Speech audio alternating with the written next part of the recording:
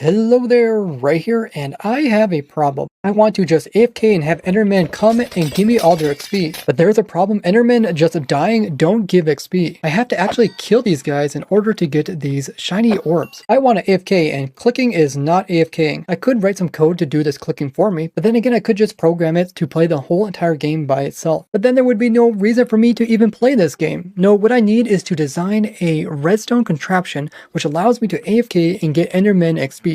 Now, even though that sword swinging is out of the question, there's other ways to do damage to mobs like hitting them with a bow or projectiles, potions, and even player-lit TNT. All these things will get us some XP out of these guys.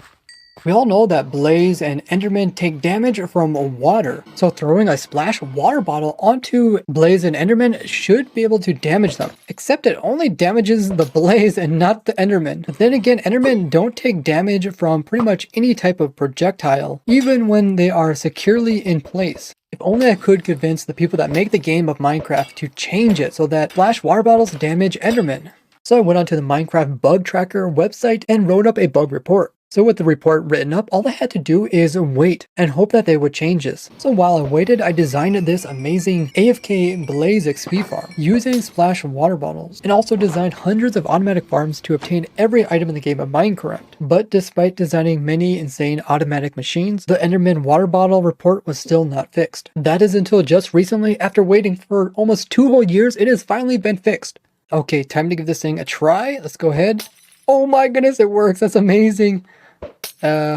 Yeah, I guess don't really matter that the other projectiles still don't work. We got what we wanted, and that is all that matters. I know what you're thinking. Why would I want to use splash water bottles? Well, other than the other different projectiles don't work, and using TNT would be quite expensive. Splash water bottles are cheap. It's just a bottle of water with some gunpowder, and one single bottle can end up killing a huge amount of Endermen all at once. Plus, it's considered a player kill, so I get the XP and the loot. But that does mean that the Endermen have to be low health when they get hit, otherwise they won't immediately die, and they'll end up taking a lot of water potions, or they'll end up teleporting away. Normally you'd have to drop an Enderman over 42 blocks in order to get them to 1 health, but using the new dripstone block we can drop them half the height and still get them down to 1 health. And low health is important because throwing water bottle at these guys' feet will only do a small amount of damage. So we need a bunch of Endermen to fall and then get low health but not enough to die, and then we need to throw water bottle potions on them and kill a whole bunch at once.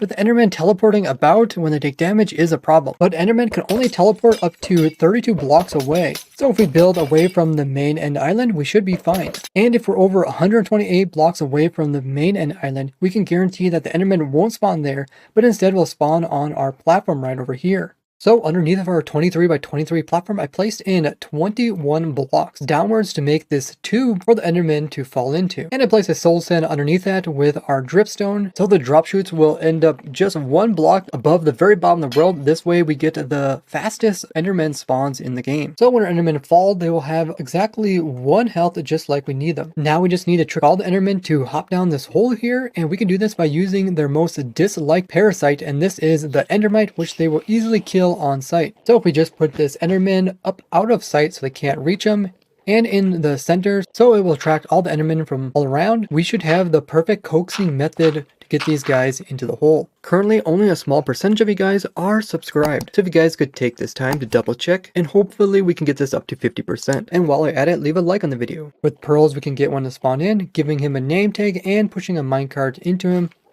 He will be securely in the minecart, and all we have to do is remove our scaffolding and drop him down onto the glass pane. Well, Endermen aren't as stupid as they look. They actually don't want to come over and hop in this hole. Let's trick them by placing in a trapdoor so they think they can stand there, and voila. So now we have all the Endermen down here with low health, and if we throw a splash water bottle on them, it kills them all, and there's all the XPs. But there is a problem. The Endermen are coming down here. They're hopping because they think that they can still hop up to the Endermite and kill it.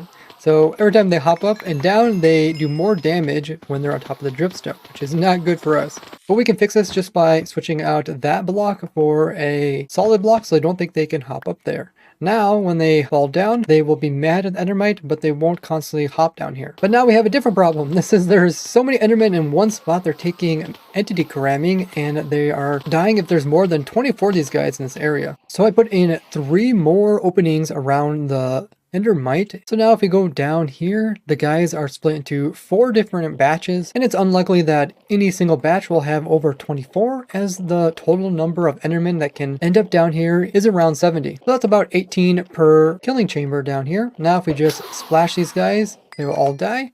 And you can see we get all the loot and XP. So now we need an area for the player to AFK and a machine that will drop the player more of these potions. And voila, look at this. A whole bunch of different small components that all come together where you can easily turn in your glass bottles and your gunpowder into those nice little potions that we need, which are these splash water bottles. And the whole system does this automatically while you're AFKing. It might look a little confusing, but I just custom built this and compacted it into the build. We start out with our glass bottles that go into a dispenser, which dispenses them in water, which automatically fills them as water bottles. Then those are taken and placed into a brewing stand. We're designed a specific auto brewer that works just for splash water bottles. And then from there it goes into storage, and then all we have to do is have a clock here which has 22 items in it, and the hopper clock will drop out items about every 16 seconds, which is perfect so the player is constantly taking in XPs. Let's give this thing a try. Here is the on switch. You stand in the corner, you look this direction, hold down right click, do F3 plus T, and then release your right click button. Now the player will automatically drop out anything that's in his main hand.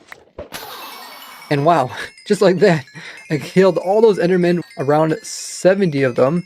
And now the player's just constantly taking in those XPs. It takes a while because for every Enderman that dies, it actually drops 3 different XP orbs, a level 3, a level 1, and a level 1. And each one takes 2 game ticks to be absorbed. So this farm is working at max speed for Enderman, so it can reach level 30 in just 80 seconds. Now if we do want to AFK this, we got to make sure that our inventory has some pearls in it so that if we accidentally pick up some, we don't end up throwing them instead of throwing a potion. So now if any pearl falls on the ground, it's going to fall into a slot that already has one, and it's not going to fall into the slot where my hand is. Otherwise, we would just be pearling ourselves in with the Enderman. I also positioned our AFK spot in a location where the XP can actually go in between 2 different dripstone. Because these points are randomly placed, you might have to choose a different corner. You'll also end up with a whole bunch of ender pearls in the system. I did put down some soul sand and hoppers underneath of those so that they could pick up any that fall that low.